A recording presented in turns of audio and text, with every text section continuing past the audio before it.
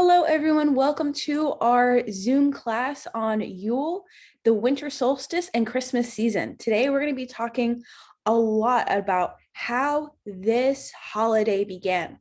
So many of you may be familiar with Yule as a Wiccan holiday. And if you watch the pre-recorded lesson, I go into a lot of detail about how Yule became Christmas. So I'll do a quick recap before we get into more holiday traditions. So remember that the most important part of this holiday is that it's all about the sun. This is the birth of the sun, dating all the way back to prehistoric times.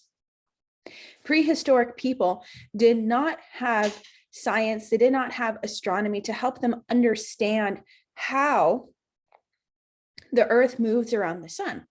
So on the coldest day of the year and the shortest day of the year, which is December 21st, there was no guarantee the sun was coming back. And so all of the prehistoric people would look to their magicians, to their priests, in order to help them bring back the sun. That's why offerings were made. And when the sun was risen, the birth of the sun, that they knew that they would be able to survive for another year. Now, this tradition, the winter solstice, can be found all around the world. It can be found in the Germanic peoples. It can be found in Scandinavia. It can be found in Southern America. There's always a form of the winter solstice being celebrated because remember, the prehistoric people focused around food and they focused around survival. So they focused on the seasons. Now, how did that get turned into Yule? So Yule began, as we know it now, probably around the 1800s, but before then, Yule was a pre-Christian holiday. Yule celebrated the 12 days of Christmas that was leading up to December 25th. Now, there was quite a few different holidays that went with this. So we're going to share my screen. First, we're going to be talking about Saturnella. So Saturnella was a Roman holiday. We'll talk about the Greeks in a little bit. But we see here that Saturnella was celebrated at the Temple of Saturn. So this was around the 4th AD. Again, this is after Christ, but before Christianity was really big. So on the first day of the festivities, which was yesterday, December 17th, that there would be a sacrifice of a pig, and it would be sacrificed publicly. This was the cult of Saturn, and the temple traditionally had wool bonds around the temples or the statue's feet. And then during Saturnella, these bonds were loosened to symbolize liberation. And everything that falls around Saturn, remember, Saturn represents life and death. So again, we've got darkness and light. We're celebrating light here. Saturnella was a time where the Roman order was thrown to the winds. It was very much like a carnival festival where there was crazy clothing, there was insults. It was also very sexual. So how did all of this relating to Saturn, the god Saturn, turn into Christmas? So here we start to see that there was a suppression of older rites relating to the Celts and the Druids, but a lot of those actually still come over to Christmas today. One of them, as we've talked about, is mistletoe. Mistletoe was an ancient Druidic practice where mistletoe was used to cure infertility, which is why we kiss under it, because it is a sign of fertility. So as I stated in the pre-recorded lesson, Pliny, the Roman historian, is the only record that we have of this. And he talks about how the Druids would climb up into the trees and they would cut down the mistletoe with a gold sickle and catch it in a white cloth before turning it into a potion over the sacrifice of 2 white bulls. Now, Saturnella originally started on the 17th, and then it was extended to the 25th. And that's where we kind of get that mixture with Christianity. So in the 4th century, the Pope Julius decided that the December 25th would be the birth celebration of Christ. None of the elder leaders really knew what the birthday of Christ was, and it was decided 25th for a lot of reasons.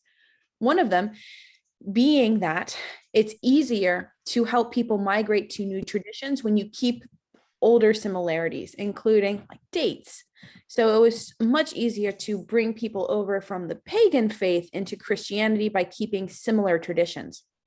This also includes things like celebrating the Yule log, which was another Celtic tradition.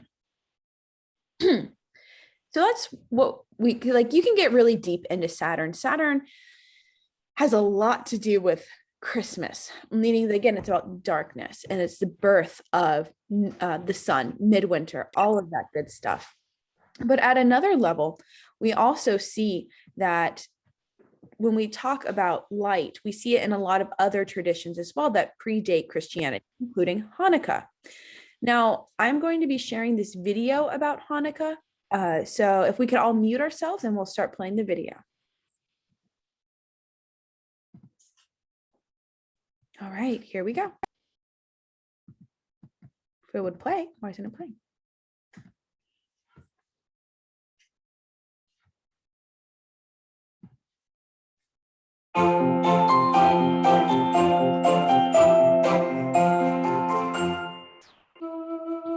Thousands of years ago, in a place called Jerusalem, a powerful king named Antiochus invaded the land.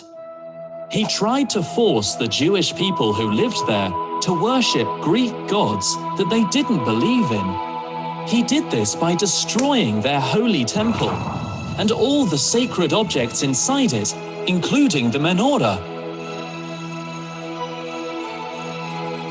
However, a small group of people called the Maccabees fought against the king and his large army,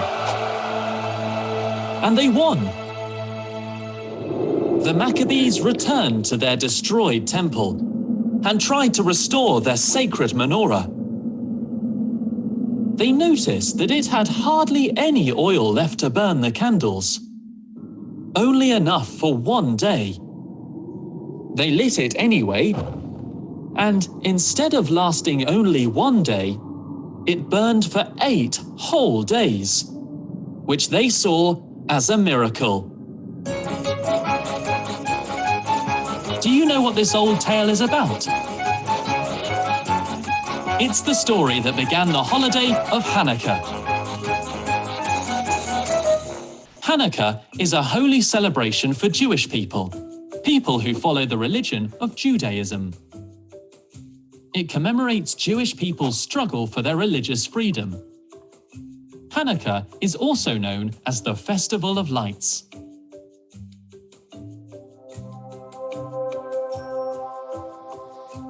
The celebration of Hanukkah usually occurs in late November or in December and lasts for 8 days, due to the miracle of the oil lasting 8 days. During Hanukkah, people light a Hanukkah in their home. It's similar to the sacred menorah in the temple, except that it has more candles and is only used during Hanukkah. As you can see, the Hanukkah has 8 main arms and a 9th, which is taller than the rest. This 9th arm is called the shamash, and it's used to light the other 8 candles, one for each day of Hanukkah. Hanukkah is a time shared between family and friends, and a time for lots of food. Since the miracle of the oil is central to the celebration of Hanukkah, Jewish people celebrate this time with foods that are cooked in oil, such as potato cakes called latkes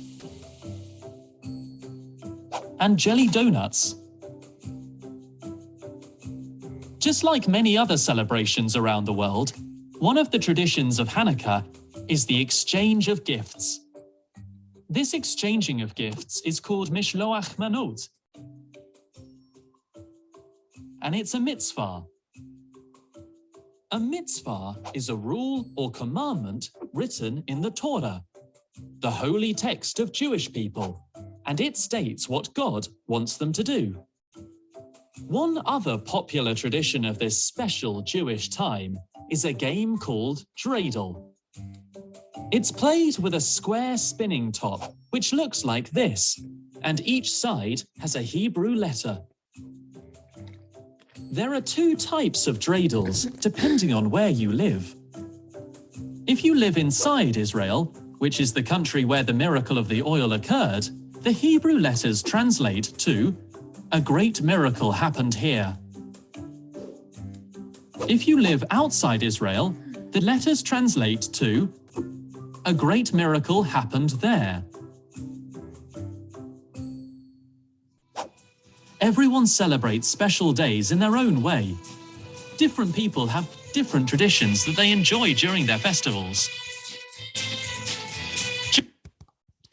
So that's a little bit about Judaism and Hanukkah. As we can see, there are a lot of similarities where we are celebrating from darkness to light. We see that across cultures.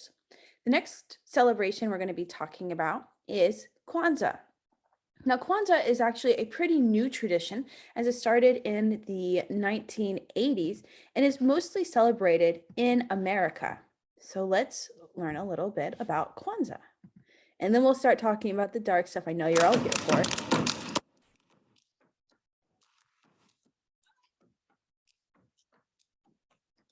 Kwanzaa is a holiday that was started by Dr. Malenga Karenga in 1966. The reason that he felt a need to start a brand new holiday was because he felt that African Americans that lived outside of the continent of Africa were detached from the values and the culture of the continent of Africa.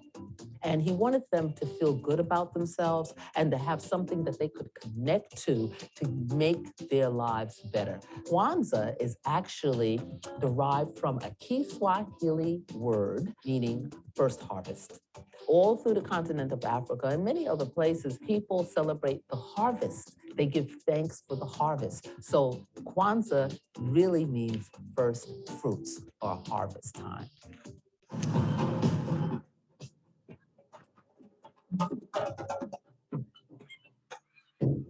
Kwanzaa is not a religious holiday, it's a cultural holiday, which means that you can celebrate whatever your tradition is and still enjoy Kwanzaa.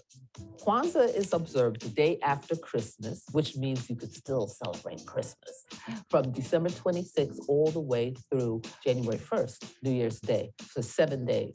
So the 7 days, you're actually celebrating and thinking about 7 principles. Those 7 principles are called the Nguza Saba. The 7 principles of Kwanzaa are Umoja, unity; Kuchishangulia, self-determination; Ujima, collective work and responsibility; Ujamaa, cooperative economics; Nia, purpose; Koumba, creativity; and last but not least, Imani, faith.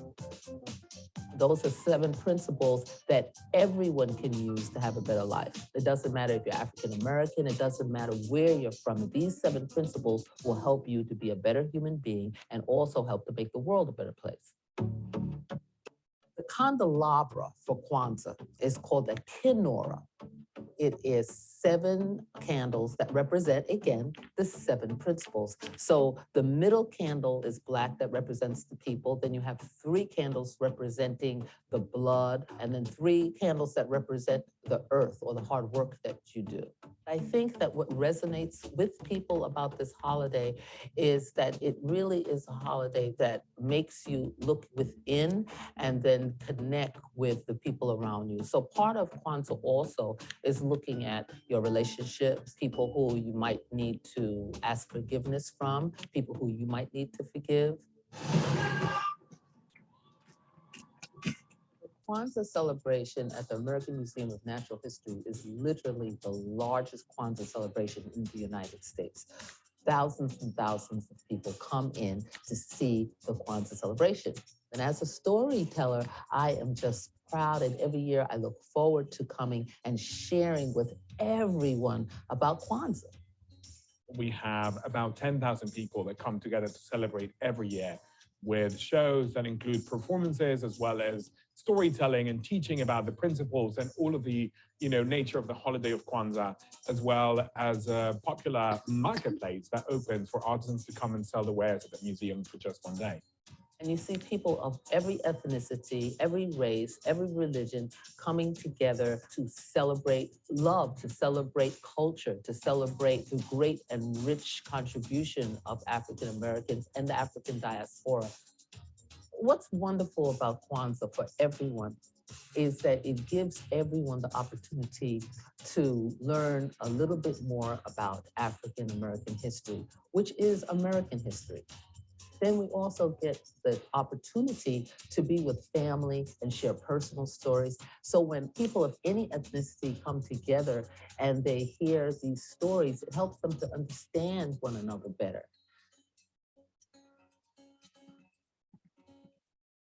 So I see we have some comments that came through. Oh yeah, I learned a lot about Kwanzaa too when I was studying for this. Isha says, as a Black woman, I really love that many people are learning about my people's holiday. I plan on starting to celebrate it one day.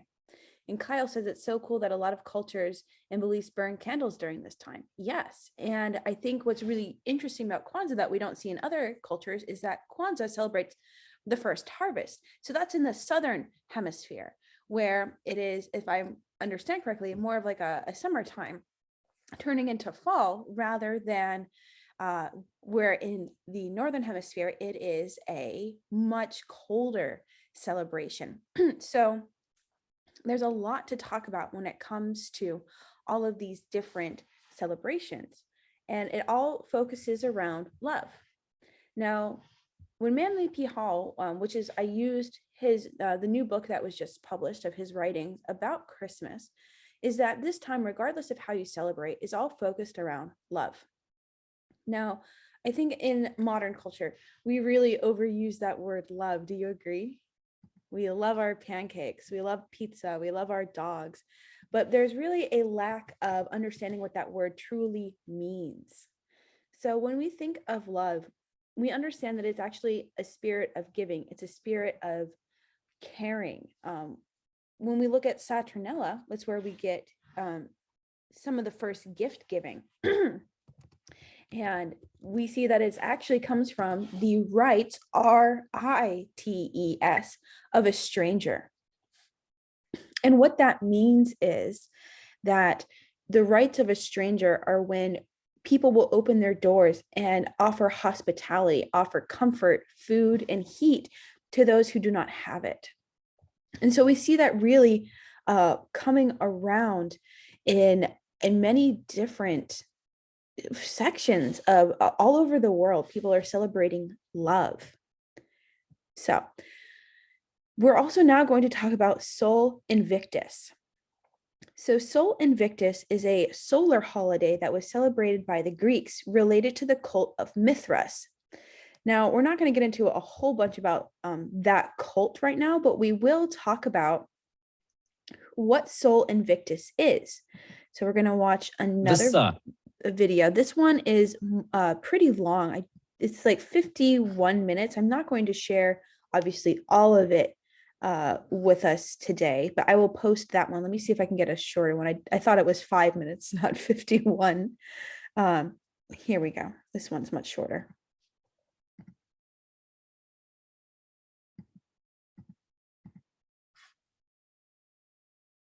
Here we go. This is History Myths and Misconceptions. And today's misconception is Christmas and Sol Invictus.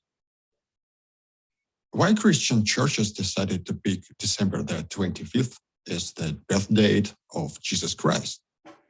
We don't know for sure, but obviously religious institutions explain the decision in the context of Christian religion. Jesus was an actual historical figure, and at some point the church made careful calculations and figured out that December the 25th is the day Jesus was born. So if you use the Gregorian calendar, you celebrate it on December the 25th.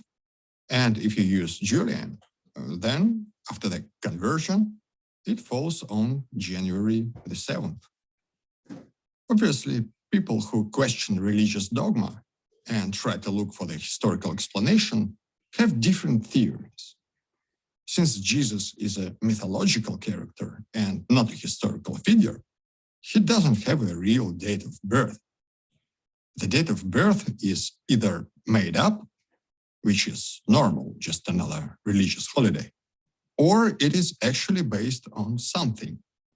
Usually it is linked to the ancient holiday of Saturnalia, which was celebrated in Roman religion from December the 17th to December the 23rd. And it sounds believable, and there are certain comparable ideas in Christmas celebrations and Saturnalia celebrations, like presents. Because although initially Christmas was a religious holiday, at some point it pretty much ceased to be religious in many parts of the world and became quite secular. But what about the date of December the 25th? As you probably heard, this exact date is linked with another later Roman holiday, the celebration of the birth or a rebirth of Sol Invictus, the unconquered sun, which became the main deity of the Roman religion in later periods. And this is where we have a couple of serious problems. First of all, yes, the link between Christianity and the cult of Sol, and also the link with Mithraism, where Sol is the principal deity. Well, this link makes a lot of sense. We don't know much about these two cults. They seem to have influenced Christianity much more than the Christians will ever admit. Also, I don't really want to sound like a conspiracy theorist, but there is a certain suspicion that Christians deliberately destroyed most of the information on Mithraism and the cult of Sol Invictus. So it is pretty much impossible to reconstruct the core of these cults. And there is a lot of room for speculation. That said, the idea that December the 25th was the celebration of the birth of the sun and the winter solstice, and this is the reason why Christians just mechanically copied the date and declared the birthday of Jesus. Well, yeah, it sounds very believable, but it can be presented as a fact. And sometimes it is presented as a fact, which is absolutely incorrect. It is not a fact. It is a speculation. Where do we get the information about this prominent Roman holiday? What are the sources? And this is where it kind of falls apart. There's only one source. It is not very reliable, and you have to use your imagination. The source of this December the 25th celebration of Sol Invictus comes from a weird document known as the chronograph of 354, or the calendar of 354. This is a strange artifact, an interesting compilation of various texts and pictures supposedly produced in the year 354. Obviously, there is no original. It either hasn't survived or never existed at all. There are only copies. The oldest was produced in the 17th century, and that's probably when this artifact first popped up. One of the pages of this calendar of 354 mentions, in abbreviated form, some holiday called Birth of the Unconquered, Natalis Invicti. It was celebrated on December the 25th, and there were games and races. That's it. No, seriously, that's it. This is the only source where December the 25th is mentioned as this birth of unconquered. And actually, it doesn't necessarily refer to Sol Invictus. Invictus is not his last name. It just means unconquered. It can be used as an epithet of another god or even a human. Then, based on a couple of other additional sources, like the infamous Historia Augusta, someone made a link from this Invictus to some other sources that mentioned that, yeah, there were religious celebrations of Sol Invictus. Does this link make sense? Yes, it does. Is it a believable theory? Yes, it is. Is it a fact and a proof that December the 25th was the birth of the sun and then it was borrowed by Christians? No, of course not. So the reason why I showed you this particular one is because it's important to understand that for those of you who are in the Occultorum class and have studied comparative religion and comparative mythology with me, is that there is no perfect lineage here. And I think a lot of us would like that. We would all like it to be really easy and to say this trace from here, this traces from here, and this is like the source, the beginning of it. But truth is, remember, we've talked about religious holidays and religion do not exist in a vacuum. Things are messy, things get mixed around. And that's why when we look at Christmas, we see a huge mixture of different religions, of different holidays and traditions, where we see mistletoe comes from the Druids. We see that Santa Claus has links to both Egyptian culture, to Nordic culture, to the Romans. So it's not a perfect lineage. Now, what this man did not say is that, yes, Pope Julius in the 4th century did decide that it would be December 25th. And the reason sourced was because it was easier to have people convert to Christianity. Because in the 4th century, it makes a lot more sense that the Christian cult became a well-established religion. It was no longer persecuted. So it's not so easy to say this came from this came from this, and here's the source. So, and that may be frustrating to us, but understand that ultimately, wherever this comes from, what's more important is that we understand that this has been a part of human history since prehistory, from before things were written. And it is celebrated because it is about the sun. It is about life. It's about the rebirth of what is inside of us. And that is the spirit of giving across cultures. We see that gift giving, the sign of love and respect, is given. We see that there is a lot of light. So that is, in my opinion, what is more important than the actual history of where these things come from. Now, who is ready to talk about Krampus? I personally love the story of Krampus. I think it is a lot of fun. I think it's kind of silly, but actually it's pretty scary when I started really looking into it. So Krampus is the dark half of Santa Claus. A lot of us are familiar with the story that if you are bad, Santa Claus brings you coal. But before that, there was Krampus. I'm trying to find the link that I had here. Here he is. Krampus. Let's meet Krampus. So first, let's look at these terrifying photos. So everyone here, and we'll notice that there's actually like a bishop who is celebrating with these children here. And everyone's having a good time except for this evil Krampus. So he says, Krampus is a half man, half goat counterpart to Saint Nicholas. And this has been a part of Austria's Alpine region for hundreds of years. So it comes from the Austria and the German perspective. So if you look at a map, you'll see that those countries are very close together. Krampus origins begin with pagan celebrations of the winter solstice. We'll get into that. Later, they became a part of Christian traditions in which Saint Nicholas visited children to reward them. And soon after, his menacing partner, which is Krampus, would also visit kids to punish them. This day was known as Krampusnacht, which I'm totally mispronouncing, or Krampus night, when adults might dress up as Krampus and visit children's houses to give them a chill. That's terrifying. I don't like that. But what I really did like was these images. So Krampus is known to have this like really long tongue. Children who have been naughty, later would receive a clump of coal instead of like this terrifying thing visiting. I think this one's actually kind of cute. Reminds me of Mothman. In fact, in some traditions, especially in the Victorian era, it said that Krampus would chain naughty children and drag them to hell. And then there are these like happy little portraits from the 1890s where this children's grabbing the long tongue of Krampus. Uh, I don't know. I find this really historically funny.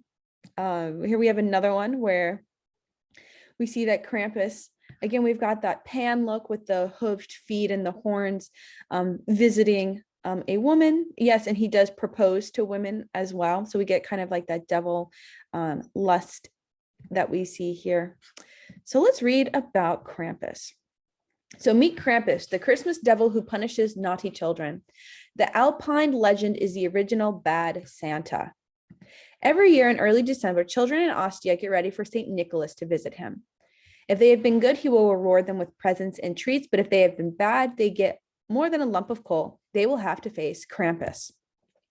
Who is Krampus, you ask? He is a half man, half goat who comes around every year to chase naughty children and maybe even drag them to hell. European versions of St. Nicholas have long had scary counterparts like Belsnickel and Not Rupert, who dole out punishment. But Krampus is one such character who comes from the folklore in Austria's Alpine region, where he's been frightening children and amusing adults for hundreds of years. So what's important here is that we see that there are also other versions of Krampus that have existed. This is not just located in this area, but Krampus specifically comes from the Alpine region. Krampus and St. Nick's other bad boys have their origins in pagan celebrations of the winter solstice. Later, they become part of Christmas traditions in which St. Nicholas visited children to reward them on December 5th or 6th. Around that time, his menacing partner would also visit children to punish them. In Alpine Austria and some parts of Germany, this day was known as Krampusnacht, or Krampus night, where adults might dress up as Krampus and frighten children at their homes. Children may have also seen Krampus running through the street during the Krampus run. If Krampusnacht was a way to scare children into behaving themselves, then the Krampus run, which wasn't tied to a specific day, was a way for grown men to blow off steam while probably still scaring children. Austrian men would get drunk and run through the streets dressed as a fearsome creature. Like these traditions, they continue to this day. The introduction of vast visual media couldn't help but sweep up the charismatic Krampus into the wave. When its postcard industry boomed in Germany and Austria in the 1980s, it opened the way for Krampuskarten. These holiday cards were not meant to give you warm and fuzzy feelings. They often showed Krampus stuffing a distressed child into his satchel or preparing to hit the children with birch sticks. Many of these postcards depict Krampus going after children with his sticks, carrying them away in chains or in his bag. There are also cards that were more adult. Krampus cards in the early 20th century show him punishing children and proposing to women. In some cards, Krampus is portrayed as a large woman whipping tiny men with her birch sticks and carrying them off in her satchel. In another, a smiling woman dangles a defeated Krampus in the air while holding a bundle of birch sticks behind her back. You can draw your own conclusions about gender politics in these. For over a century, most Americans never saw Krampus card or knew who Krampus was. That changed in 2004 when the art director and graphic designer Monet Beauchamp published a book of Krampus cards and helped organize an art show inspired by them. Whether or not Beauchamp is primarily responsible for introducing Krampus to America, it has become an iconic part of America. In fact, we see this in a low-budget movie and a more popular movie in 2017. So we understand this as the history of Bad Santa. So it's pretty interesting that's related to the winter solstice. Now, there's not a whole lot to go off of here. Again, that's a lot of pre-history, pre-written records. If I was going to draw some of my own conclusions, I would imagine that because the ancient people were pretty scared of the dark, the idea that evil devils or wild animals running around would be pretty terrifying, and that we would imagine that we would be punished if we strayed too far from the light. Of course, you are more than welcome to draw some of your own conclusions as well. Spicy Santa, yes, absolutely. And so the last holiday celebration that's pretty dark that I enjoyed learning quite a lot about. Let me make sure I pull up. It comes from, right. All right. It's called, it's from South Wales. Mari, which is pretty scary. Let's see. Here we go. I accept the cookies? Thank you. All right. So I will share some pictures with you and then we'll jump into the history. So it looks like Mari Lwyd, but it's pronounced Mari. In the darkest parts of the Welsh year, a white horse appears. When they say white horse, I mean white skeleton. The mysterious, menacing Mari, which is one of the most eerie midwinter traditions. So we're going to watch a little bit from this BBC.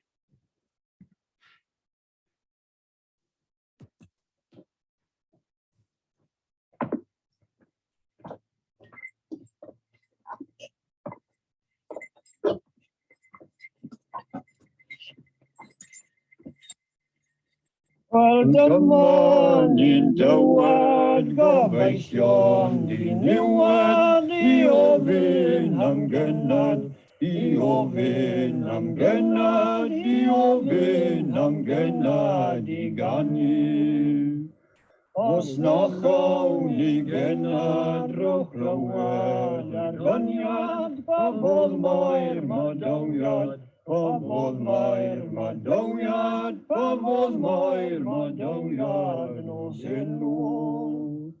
Mae'r Mari Lwyd yma, llong sydd ar y gana, mae'n werthu roi gola, mae'n werthu roi gola, mae'n werthu roi gola I weled. Os does yma ddynion a llunio, yn glynion yn rhwyddrewch atebion, yn rhwyddrewch atebion, yn rhwyddrewch atebion i'r bechgyn. Rwy wedi rafeddu bod dyffryn ac unrwy am ffeili cynhyrchu, gwella eisiau I ganu, gwella eisiau I ganu'r noes enw.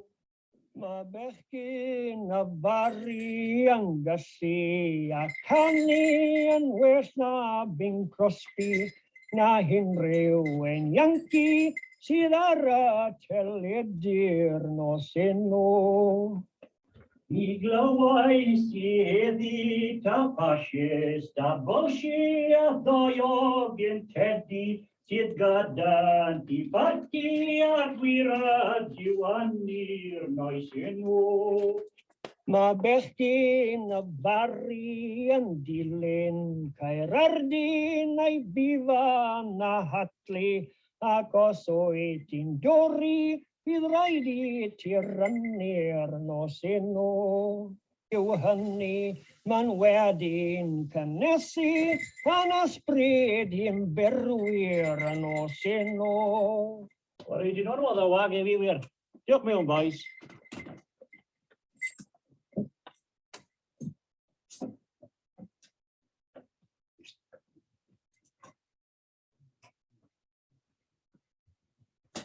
Mae hyn yn un arferiad gyda ni yn Llangynod, mynd o gylch y ffermydd, amser y Nadolig, a pen ceffyl wedi ei addurno gyda ser a ribana.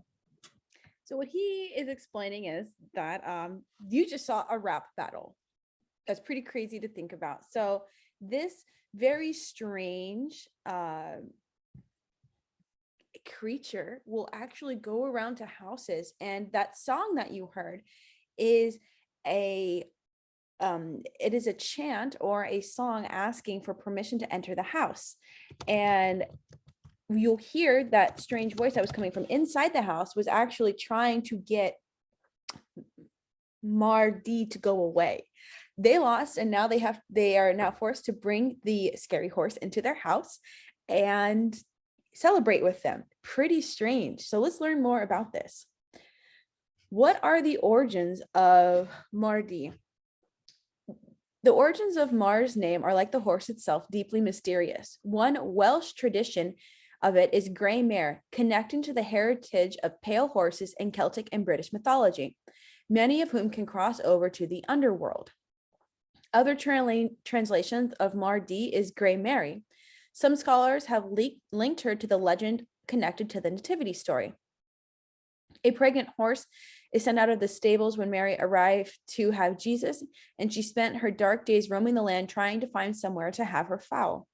Many Mar fans believe that the character has come from pre-Christian pagan origins. However, this is impossible to prove, but it's definitely something timelessly scary about her. As we can see here are some very interesting pictures. So what does Mar D do? Mari is taken around the village traditionally often between Christmas Day and the 12th night, which ends on, I believe, January 6th. She is dressed in festive lights and decorations, is usually accompanied by an oistler, and in some regions, I'm not going to try to pronounce those names, other folk characters like a jester and a lady. This tradition brings together the mummers' plays, a tradition of performances by the working classes of the 18th century. When the groups get to a house, they sing Welsh language songs or wassails, or more traditionally indulge in a ritual called, I think it's Pinuco, an exchange of rude rhymes with the person who lives there. If Mari and her gang get entry, the household is said to have good luck for the rest of the year. The Mari is well known to be mischievous, trying to steal things, chasing people she likes as she goes around doing her bidding. Where did this tradition begin? The first written record of Mar D is in J. Evans' book from 1800, a tour through the part of North Wales. Although this tradition is best known for its practice in Glamorgan and Went. It has similarities to other hooded animal customs in Britain, like the hooding in Kent and the Broad in Cotswold and the Old Tup in Derbyshire, which involved a group of poor people trying to find food and money in the harsh depths of winter. Entertainment was their method, with a side portion of menace, the dead horse skull appearing in the shadow of your door. So there's some photos. This one's from, looks like 1904, and this is a more modern rendition. The living are defended by the rich warmth of the flames, which keeps out the loneliness. Terrified, they hear the dead tapping at the plains, and they rise up armed with the warmth of firelight. This is the ballad, or a section of the ballad, of Mari Lwyd. How did this tradition start to change? Welsh Methodists and other Christian nonconformists criticized Mar D in the 19th century. The Baptist minister, Reverend William Roberts, called her sinful in his 1852 book, Religion of the Dark Ages. Although he transcribed 20 verses of Mar D's performance, helping to disseminate the tradition. In the 1930s and 1940s, Welsh folklorists found the practice still alive in Cardiff, Bridgend, and other parts of the country. I'm not going to try to pronounce all these names and butcher them. The Welsh poet Vernon Watkins even wrote a long poem about her in 1941, the Ballad of the Mar D, after hearing the radio broadcast about the ritual in a village north of Cardiff. His words beautifully capture Mar D's frightening aspect. The living are defended by the rich warmth of the flames, which keeps that loneliness out. Terrified, they hear the dead tapping at the plains, and they rise up and armed with the warmth of firelight. Only a few Mar processions were left by the 1960s. In the later century, they've actually pretty much died out right now, but there is a few places that still do it. Of course, there was a break in 2020 due to COVID. And you can actually see some of them on TikTok, which is pretty interesting. I'd love to show you some more pictures of Mar D before we break, and I want to hear about your traditions in your family and how you celebrate Christmas wherever you live. So here are some pretty interesting photos. I mean, I don't know, if this showed up at my doorstep, I would be absolutely terrified. Really interesting stuff, though. I love learning about other traditions in other places. So if you would be interested in sharing, please let me know. You can either type in the chat You wouldn't open your door, Kyle? I don't think I'd open my door either. I would take a solid pass at that. So if anyone, Kyle, you want to share? Absolutely. Go ahead and unmute yourself. Okay, cool. So yeah, in South Africa, it's mostly an Afrikaans thing. So instead of saying Merry Christmas, we say Geseënde Kersfees. And that would translate to Blessed Candle Festival. And in the Afrikaans culture, not everybody is like strict, okay, let's go to church, do this. It's more so family time. So we share the light with others, we share kindness, we share love, we share appreciation for our families and for those around us. And so that is like so that is what also I commented with the candles, how it also corresponds here in South Africa. We can say to somebody like, it doesn't matter whatever your faith, your background, whatever, we can just all be together and still make it a very inclusive thing, whereas other places it's not that inclusive. So that's what I thought was pretty interesting during this whole lesson. Well, thank you for sharing. I love hearing that. You know, it is about love and it's giving. The spirit of Christmas is truly the spirit of giving.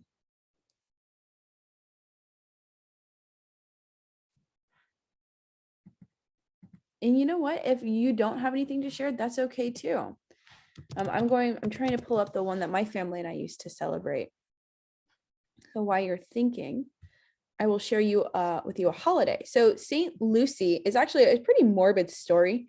It's about a saint who loses her eyes, and is celebrated on December 13th. She was a martyr for Jesus, and this would be celebrated in my family as we have Swedish background. So the eldest, which was me, of the family would dress up like this in a white sash and a white dress and a red sash. And then you would actually wear these candles on your head. So we'll notice that there are a lot of similarities here. This was often made, I need to allow ads. This was often made out of like fir, like FIR or evergreens. And what would happen is you would go around and you would give cookies to the people in your family. So this starts in the 1764. So lineberry twigs, I guess that's what they're traditionally supposed to be, but we used fir. And like you would actually have to like make the crown yourself. That was a big part of the tradition. And then you would carry baked goods to each house and return home by sunrise. We didn't actually go from like different places in the house. We specifically, or different like neighborhoods, we just did it within the house, and you'd walk around and you sing songs. It was a lot of fun. So you would have handmaidens and star boys. We only had one boy in my family, and he was born after this tradition had kind of died out, unfortunately, a little bit.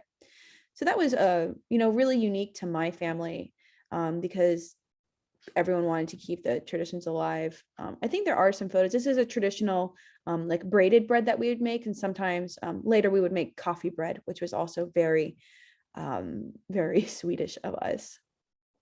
Nourishing joy.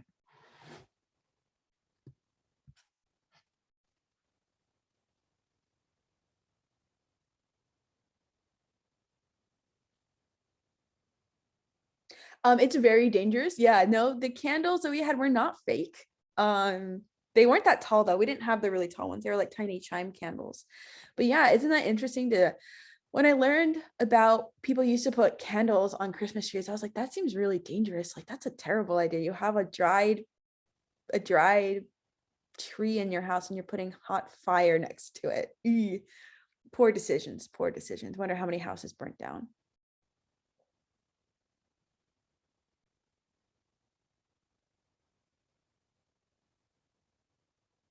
Another tradition of my family, we make something called mulled wine. It is a hot wine, often served in Germany. You can buy it pre-bottled, but it's a mixture of cloves and cinnamon and oranges, cherries, and apples. And that's a big part of my family's tradition as well. Oh, when you were little, you celebrated Three Kings Days, Marlene. Oh, that's so cool. I remember Three Kings Day. I think we celebrated that in elementary school. Isha, I'd love to hear from you. Go ahead and unmute yourself. So my Christmas, at least for me and my family, is that we always have one thing that I always was like that I love and look forward to every year is kind of it became a tradition without becoming a tradition.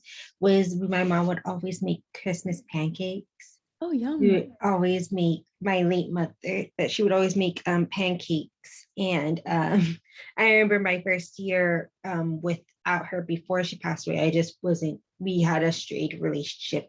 And I just remember having pancakes because it doesn't feel like Christmas to me now without pancakes. And now this is my first year without her. So the pancakes are going to be even more special. Yeah, that sounds really special. Oh, well, thank you for sharing. But yeah, so pancakes and watching the Grinch are like my family's main thing that we do. Which Grinch? Which one? Jim Carrey. It's my favorite. I love that one too. I like the Boris Karloff one, but I grew up more with the Jim Carrey one. And so that one's kind of a classic in my house. Yeah, it's a classic for me too. Jim Carrey is a great actor. Thank you. Kyle says this is more New Year's, but we write wishes for each other and then would burn them. Oh, that's lovely. That's kind of witchy, isn't it, Kyle?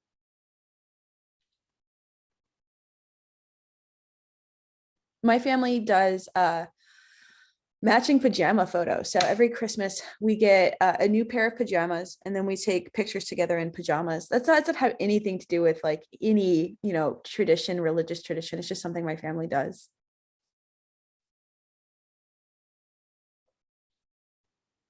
I heard the mention of miracles in the video. What is the difference between miracles and magic? Great question. So, in my opinion, miracles are magic that normal people don't understand. So to us, magic, it is something that's our will that is being controlled. To somebody who doesn't understand that, it is a miracle. It is something that happens outside the realm of science, outside of the laws of physics. In our mind, we know that we are pushing forth will, and we are pushing forth our magic that comes from the elements into reality. Now, some people will say that miracles are sanctioned by God. So if you look at the story of Fatima, there is the miracle of the dancing sun. So that's the idea that God made the sun dance around in the sky. So there's different variations, but I would personally say miracles are magic that people don't understand. You're very welcome.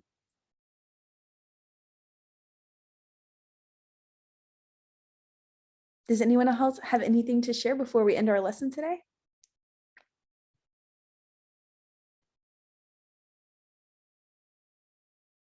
I appreciate you all opening up and being vulnerable with me. It has been so much fun this year at Mystery School. And I am looking forward. We're definitely going to be talking more about the Wiccan holidays, kind of just diving more into the history. And I have lots of new things planned for the new year. I'm going to be doing more practical lessons, teaching you more witch-based stuff instead of just history. It will be a lot about like very function, like based more practical stuff, I guess I would say. So I hope all of you have a wonderful holiday, however you celebrate. Very merry winter solstice to all of you. And until next time, my dear friends, stay magical. Bye.